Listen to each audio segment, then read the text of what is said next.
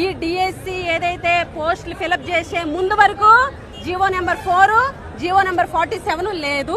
ఈ డిఎస్సి ఎప్పుడైతే ఈ ఉద్యోగాల్ని ఫిలప్ చేసిన తర్వాత జీవో నెంబర్ 4 జీవో నెంబర్ 47ని రద్దు చేశారంటే పని అయిపోయిన తర్వాత రద్దు చేసినటువంటి పరిస్థితి రాష్ట్రంలో కనిపిస్తుంది. అంటే పోనీ స్పోర్ట్స్ కోటాలోని ఏమైనా ర్యాంకులు వచ్చినటువంటి ఎవరైతే పథకాలు వచ్చినటువంటి వాళ్ళు నేషనల్ లెవెల్లోనో లేకపోతే ఒలింపిక్ స్థాయిలోనో లేకపోతే ఇంటర్నేషనల్ లెవెల్లోనో ఎవరైనా పథకాలు వచ్చినటువంటి వాళ్ళ అని వెరిఫై చేస్తే కేవలం యూనివర్సిటీస్లో పార్టిసిపేషన్ సర్టిఫికెట్స్ తోటి దొంగ సర్టిఫికెట్స్ తోటి ఈరోజు ఉద్యోగాలు సాధించారన్నది క్లియర్గా స్పష్టంగా కనిపిస్తుంది.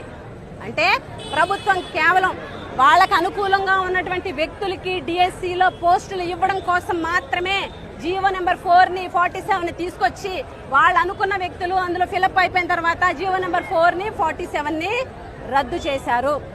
ఈరోజు పేపర్ లీకేజ్ అయిందన్నది స్పష్టంగా కనిపిస్తుంది. స్పోర్ట్స్ కోటాలోని ఏదైతే స్పోర్ట్స్ కోటాలో